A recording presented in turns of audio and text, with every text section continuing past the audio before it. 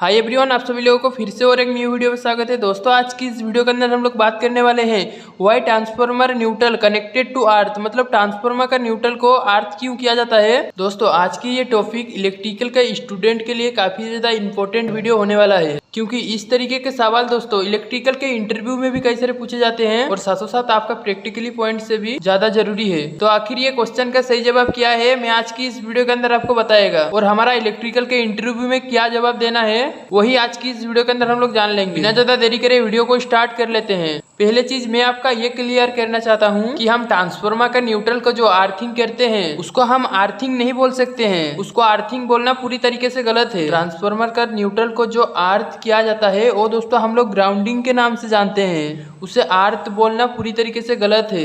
यहाँ पे हम काफी टाइम जनरल अर्थिंग बोल देते हैं, लेकिन ये गलत है। ट्रांसफार्मर का न्यूट्रल को जो अर्थ किया जाता है वो हम लोग दोस्तों ग्राउंडिंग के नाम से जानेंगे, ग्राउंडिंग बोलते हैं। अर्थिंग और ग्राउंडिंग में क्या अंतर होता है दोस्तों, मैं इसके ऊपर ऑलरेडी एक वीडियो बना चुका है, डिस्क्रिप्शन बॉक्स में लिंक दे देगा, उधर से जाके दोस्तों वो वीडियो आप देख सकते हो। अब इसके बाद में हम लोग नेक्स्ट ये जान लेते हैं कि आखिरकार ट्रांसफार्मर का न्यूट्रल को ग्राउंडिंग क्यों किया जाता है। तो दोस्तों ग्राउंडिंग करने का पीछे का जो रीजन है वो काफी ज्यादा सिंपल है, लेकिन ये क्वेश्चन को घुमा फिरा के काफी ज्यादा कॉम्प्लेक्स कर दिया जाता है। अगर मैं ये जवाब को आसान शब्दों में बताऊं, इसके सबसे पहले आपको एक मिनट स्टार और डेल्टा कनेक्शन क्या होता है ये आपको पहले समझना चाहिए। ये स्टार और डेल्टा कनेक्शन आपको समझ में आना चाहिए। दोस्तों मैंने आपको यहाँ पे स्टार डेल्टा बोल रहा हूँ, वही सिंपल सा स्टार डेल्टा है जो कि दोस्तों हम लोग मोटर में कनेक्शन करने के टाइम पे ध्यान में रहता है। दोस्तों जब हम 3 फेज मोटर का कनेक्शन करने जाते हैं दोस्तों हमारे को वो नेम प्लेट के नीचे दोस्तों हम लोग को 6 टर्मिनल देखने के लिए मिलता है। 1 number, 2 number, 3 number, 4 number, 5 number, 6 number, ये 6 टर्मिनल आपको देखने के लिए मिलेगा। जब भी हम हमारे मोटर को स्टार कनेक्शन में चलाएंगे दोस्तों, इधर का 3 पॉइंट को शॉर्ट कर देते हैं, मतलब आपस में अटैच कर देते हैं। इधर से एक पत्ती जोड़ दिए और इधर से एक पत्ती जोड़ दिए, तो दोस्तों ये हमारा हो गया स्टार कनेक्शन। और इधर हम लोग जैसे कि दोस्तों फेज दे देते हैं, ये आर फेज हो गया, ये येलो फेज हो गया और ये दोस्तों ब्लू फेज हो गया। लेकिन जब हम हमारे मोटर को डेल्टा कनेक्शन में चलाएंगे तो हमारा मोटर का जो दोस्तों 6 टर्मिनल है इधर हम लोग इस तरीके से शॉर्ट कर देते हैं और बाद में हम लोग इधर से आर फेज दे दिए, येलो फेज दे दिए, ब्लू फेज दे दिए।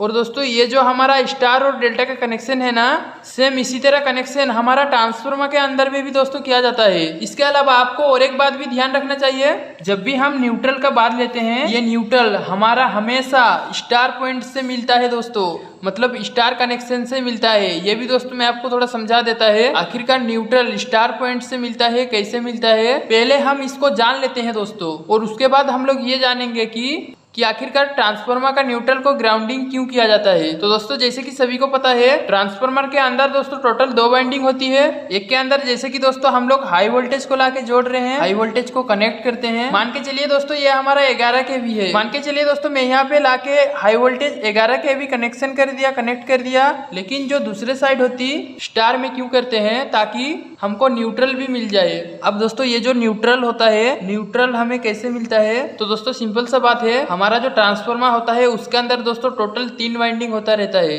3 वाइंडिंग किया जाता है। ये हो गया दोस्तों हमारा 1 नंबर का वाइंडिंग, ये हो गया दोस्तों हमारा नंबर 2 वाइंडिंग और ये हो गई हमारा नंबर 3 वाइंडिंग। अब दोस्तों ये जो 3 वाइंडिंग है, तीनों वाइंडिंग के एक एक सिरा को दोस्तों आपस में शॉर्ट किया जाता है और ये तीनों सिरे को शॉर्ट करने के बाद में क्या किया जाता है, हमारा जो एक फेज है, एक फेज इस वाइंडिंग से उठाया जाता है, दूसरा फेज हमारा सेकेंड वाइंडिंग से उठाया जाता है और दोस्तों हमारा जो तीसरा फेज है वो 3 नंबर वाइंडिंग से उठाया जाता है। और ऐसे करने के बाद में यहाँ पे क्या हुआ, यहाँ पे R phase, Y phase, blue phase, तीनों फेज यहाँ पे मिल गए। और यहाँ पे कई सारे आदमी का मन में 100% डाउट रहेगा, जैसे कि दोस्तों हम लोग आर फेज, येलो फेज और ब्लू फेज एक एक सिरा को यहाँ पे शॉर्ट कर दिए, तो ये दोस्तों शॉर्ट सर्किट क्यों नहीं हुआ। तो दोस्तों ये शॉर्ट सर्किट क्यों नहीं हो रहा है दोस्तों, नेक्स्ट टाइम इसके ऊपर मैं डिटेल्स वीडियो बना दूंगा। अगर आपका डिमांड रहेगी तो आप मेरे को कमेंट बॉक्स पे कमेंट करके जरूर बता सकते हो, इसके ऊपर मैं दोस्तों वीडियो बनाएगा। और इसके अलावा दोस्तों आपको ये भी पता होना चाहिए, जैसे कि दोस्तों हम लोग ये ट्रांसफार्मर के कनेक्शन किए, यहाँ पे हम लोग को डायरेक्ट न्यूट्रल भी मिल गया। न्यूट्रल हमें कहाँ मिलता है, जब हम तीनों वाइंडिंग के एक एक सिरा को आपस में शॉर्ट करते हैं तो दोस्तों उधर से हम लोग को न्यूट्रल पॉइंट मिल जाता है। और कई सारे आदमी का मन में ये भी क्वेश्चन आएगा, हमारा जो मोटर है, मोटर के केस में भी दोस्तों वही किए थे, हैं जब हमने यहाँ पे स्टार कनेक्शन किए। तो दोस्तों हमने यहाँ पे क्या किया था, हमारा जो तीनों वाइंडिंग होता है ये आपस में शॉर्ट कर दिए, मतलब तीनों वाइंडिंग के एक एक सिरे को शॉर्ट कर दिए। तो क्या यहाँ पे भी मेरे को न्यूट्रल मिल गया? दोस्तों ये सवाल का जवाब पूरी तरह से क्लियर है। हमारा ये जो दोस्तों मोटर है, मोटर का स्टार पॉइंट से हम लोग को दोस्तों न्यूट्रल मिल जाएगा। दोस्तों हम लोग जो मोटर की स्टार पॉइंट को शॉर्ट करते ना, और दोस्तों ये जो हमारा स्टार पॉइंट है ना, ये हमारा न्यूट्रल पॉइंट ही है। अगर आपको ये कभी भी चेक करना है तो आप मल्टीमीटर की सहायता से इस मोटर की स्टार पॉइंट को किसी फेज के साथ में वोल्टेज को चेक कर सकते हैं, या फिर आप अगर चाहोगे आपका टेस्टर से चेक कर सकते हैं। यहाँ पे आपको कोई भी वोल्टेज नहीं दिखाएगा। और तो और दोस्तों ये जो स्टार पॉइंट होता है ना, ये स्टार पॉइंट में दोस्तों आपको कभी भी करंट नहीं लगेगा। करंट क्यों नहीं लगेगा दोस्तों? क्योंकि ये जो दोस्तों हमारा पॉइंट है ये हमारा न्यूट्रल पॉइंट है, और ये जो दोस्तों मोटर का पॉइंट है ये मैंने आपको इसलिए बताया था ताकि आप कभी भी जिंदगी में ना भूलें। आपको सिर्फ एक बात ये ध्यान रखनी है, जब भी न्यूट्रल की बात आती है, न्यूट्रल हमेशा स्टार पॉइंट से ही मिलता है। तो दोस्तों यहाँ पे तो आपको कई सारी बातें क्लियर हो गई होगी। हमने अभी तक ये जान लिया है ये जो दोस्तों न्यूट्रल है, न्यूट्रल हम लोग को किस तरीके से मिलता है। कि आखिरकार अभी नेक्स्ट क्वेश्चन ये आता है कि आखिरकार न्यूट्रल को अर्थ क्यों किया जाता है। तो दोस्तों देखिए, ट्रांसफार्मर का न्यूट्रल को अर्थ इसलिए किया जाता है, मतलब अर्थ करने का पीछे का जो रीजन है, मतलब ट्रांसफार्मर का न्यूट्रल को जो ग्राउंडिंग किया जाता है, वे महत्वपूर्ण चीज सबसे ये है, ये न्यूट्रल का जो दोस्तों वोल्टेज है ना, वो पूरी तरीके से दोस्तों जीरो रहना चाहिए। लेकिन आखिरकार सवाल ये आता है कि आखिरकार हमारा ये जो न्यूट्रल होता है, ये न्यूट्रल का वोल्टेज जीरो से बढ़ कैसे जाते हैं। कभी कभी आप देखेंगे यहाँ पे जो वोल्टेज है जीरो है, जीरो की वजह से ज्यादा आ गया है, कि आखिरकार ये न्यूट्रल का वोल्टेज जीरो से बढ़ जाता है तो हमारा इलेक्ट्रिकल के सिस्टम में काफी ज्यादा फॉल्ट बढ़ जाता है। लेकिन आखिर ये बढ़ता क्यों है, तो इसके पीछे का रीजन क्या है? तो दोस्तों इसका पीछे का रीजन है हमारा अनबैलेंसिंग लोड। आप में से कई लोग बोलेंगे कि आखिर अनबैलेंसिंग लोड क्या होता है। तो दोस्तों इसका मैं वीडियो बनाया हुआ है ऑलरेडी, डिस्क्रिप्शन बॉक्स में लिंक दे रहा है, उधर से भी वो वीडियो आप चाहे तो देख सकते हो। फिर भी दोस्तों ये वीडियो के अंदर मैं आपको बताएगा। दोस्तों हमारा इलेक्ट्रिकल के सिस्टम में दो तरीके के लोड होते हैं, एक होता है दोस्तों बैलेंसिंग लोड और एक होता है दोस्तों अनबैलेंसिंग लोड। ये बैलेंसिंग और अनबैलेंसिंग काफी सिंपल सा चीज है दोस्तों। ये दोनों में क्या सिंपल सा अंतर है, तो अंतर सिंपल सा ये है कि जैसे कि दोस्तों हमारा आर फेज से और येलो फेज से और ब्लू फेज से, ये तीनों के अंदर जो दोस्तों करंट फ्लो हो रहा है वो हमारा बराबर मात्रा में फ्लो होना है। जैसे कि दोस्तों मान लीजिए हमारा आर फेज में 25 एम्पियर तक लोड कनेक्ट है, हमारा येलो फेज में भी दोस्तों 25 एम्पियर तक लोड कनेक्ट है, और हमारा ब्लू फेज में भी दोस्तों 25 एम्पियर लोड। जैसे कि दोस्तों मान लीजिए हमारा आर फेज में 25 एम्पियर तक करंट फ्लो हो रहा है, हमारा येलो फेज में भी दोस्तों 25 एम्पियर तक करंट फ्लो हो रहा है, और हमारा ब्लू फेज में भी दोस्तों 25 एम्पियर तक लोड कनेक्ट हो रहा है। तो दोस्तों ये हमारा हो जाएगा बैलेंसिंग लोड। दोस्तों मैं आपको ये एग्जाम्पल ही बता रहा था। दोस्तों हमारा इंडस्ट्री के अंदर ऐसा होता रहता है, आर फेज में दोस्तों 25 एम्पियर लोड कनेक्ट है, हमारा येलो फेज में दोस्तों 24-25 एम्पियर तक, 23 एम्पियर तक भी लोड कनेक्ट है, और हमारा ब्लू फेज में 21-22 नहीं, ये भी दोस्तों 22-23-24 के अंदर लोड कनेक्ट है। तो दोस्तों वो भी हमारा बैलेंसिंग लोड में ही आएगा, क्योंकि दोस्तों कभी कभी कम ज्यादा होता रहता है इंडस्ट्री के अंदर। हमारा सिस्टम के अंदर दोस्तों ये बैलेंसिंग लोड में रह रहा है। अभी दोस्तों अनबैलेंसिंग लोड भी आपको थोड़ा बता देता है, ये भी आपको याद रखना चाहिए, भूलना नहीं चाहिए। जैसे कि दोस्तों हमारा आर फेज में 25 एम्पियर लोड कनेक्ट है, मान लीजिए दोस्तों अभी हमारा आर फेज में अनबैलेंसिंग लोड में 20 एम्पियर लोड कनेक्ट है, हमारा येलो फेज में दोस्तों 15 एम्पियर लोड कनेक्ट है, और हमारा ब्लू फेज में दोस्तों 10 एम्पियर लोड कनेक्ट है। तो दोस्तों ये क्या हुआ, अनबैलेंस हो गया।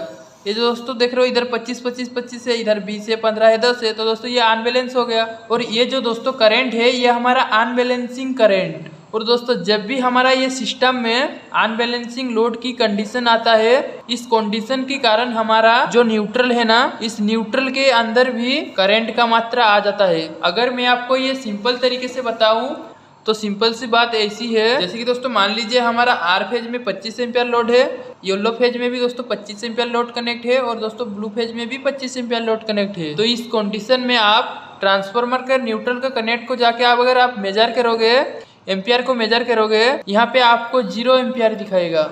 लेकिन जब अनबैलेंसिंग लोड का कंडीशन आ जाएगा, जैसे कि आर फेज में 20 एम्पियर, येलो फेज में 15 एम्पियर, ब्लू फेज में 10 एम्पियर करंट फ्लो होने लग जाएगी। यहाँ पे जो दोस्तों न्यूट्रल का एम्पियर है, यहाँ पे भी अगर आप मेजर करोगे तो कुछ एम्पियर आ जाएगा न्यूट्रल में भी। जैसे कि दोस्तों मान लीजिए 4 एम्पियर, 6 एम्पियर, 2 एम्पियर, इस तरीके से कुछ एम्पियर न्यूट्रल में भी आने लग जाएगी। न्यूट्रल में हमारा कितना एम्पियर आएगा, इसका भी दोस्तों एक कैलकुलेशन होती है। अगर आपका डिमांड रहेगी तो इसके ऊपर में भी दोस्तों एक वीडियो बनाएगा। आप मेरे को कमेंट बॉक्स पे कमेंट करके जरूर बताइएगा। दोस्तों कई सारे आदमी का मन में ये भी क्वेश्चन रह रहा होगा कि अगर न्यूट्रल से 2-5 एम्पियर तक करंट फ्लो हो भी गया है तो दोस्तों क्या फर्क पड़ने वाला है। तो दोस्तों प्रॉब्लम हमें कुछ भी नहीं होने वाला है। कब तक नहीं होने वाली है? जब तक हमारा जो न्यूट्रल है ना, इस न्यूट्रल को हमने यहाँ पे अर्थिंग दे रखी है, मतलब न्यूट्रल को हमने ग्राउंडिंग करके रखा है। लेकिन आपने आपका न्यूट्रल को ग्राउंडिंग नहीं करके रखा होगा ना, तो काफ़ी बड़ी प्रॉब्लम हो जाएगी। क्या प्रॉब्लम हो जाएगी? वे प्रॉब्लम हो जाएगी हमारी, जैसे हमारा आर फेज है, येलो फेज है, ब्लू फेज है ना, इस पे जनरली हम क्या देखते हैं दोस्तों। अगर हम लोग आर फेज की बात करें तो यहाँ पे दोस्तों हमारा 240 वोल्टेज तक है। मतलब हम न्यूट्रल और एक फेज के बीच में वोल्टेज को मेजर करेंगे तो मतलब फेज और न्यूट्रल वो वोल्टेज दोस्तों 240 के आसपास दिखना चाहिए। लेकिन अगर हमने यहाँ पे ग्राउंडिंग करके नहीं रखा तो दोस्तों क्या होगा, हमारा आर फेज में जैसे कि दोस्तों येलो फेज में 220 वोल्टेज है और ब्लू फेज में दोस्तों 202 वोल्टेज है। आपको इस तरीके से वोल्टेज दिखाएगा। लेकिन दोस्तों मैं आपको ये जो बताया है ये तो दोस्तों थोड़ी अनबैलेंसिंग लोड के लिए। अगर हमारा अनबैलेंसिंग लोड काफ़ी ज़्यादा होगा उसके केस में क्या होगा, हमारा जो वोल्टेज है ये काफ़ी ज़्यादा अनबैलेंस हो जाएंगे। और ये बात सबको पता है, अगर हमारा सिस्टम के अंदर अनबैलेंसिंग वोल्टेज जाएगा, जो भी दोस्तों उपकरण लगा हुआ रहेगा वो दोस्तों खराब हो सकती है। तो दोस्तों उम्मीद है कि क्लियर हो गया होगा आपको ट्रांसफार्मर का न्यूट्रल को ग्राउंडिंग क्यों किया जाता है। लेकिन इलेक्ट्रिकल के इंटरव्यू के अंदर आप इस तरीके से लंबा चौड़ा जवाब दोस्तों बता नहीं सकते हैं, इस तरीके से आप समझा नहीं सकते उनको। इंटरव्यू के अंदर दोस्तों सिंपल सा आपको एक लाइन में जवाब देना पड़ता है। तो दोस्तों अगर इंटरव्यू के अंदर आपको इस तरीके से क्वेश्चन पूछा जाता है तो keep neutral of 0 potential, simple सा आप ये जवाब दे सकते हैं। मतलब कि ट्रांसफार्मर का न्यूट्रल को जो ग्राउंडिंग किया जाता है इसका पीछे का रीजन सिंपल सा है, ये न्यूट्रल का पोटेंशियल 0 बना के रखने के लिए हमारे को न्यूट्रल की ग्राउंडिंग किया जाता है। दोस्तों आज की ये वीडियो कैसा लगा आप लोग को एक कमेंट बॉक्स पे कमेंट करके जरूर बताइए। अगर आपका मन में कुछ इलेक्ट्रिकल का क्वेश्चन से जुड़े हुए डाउट रह रहा है तो दोस्तों मेरे को कमेंट बॉक्स पे कमेंट करके बता सकते हो, उसके बारे में मैं वीडियो बनाएगा। आज के लिए इतना ही, धन्यवाद।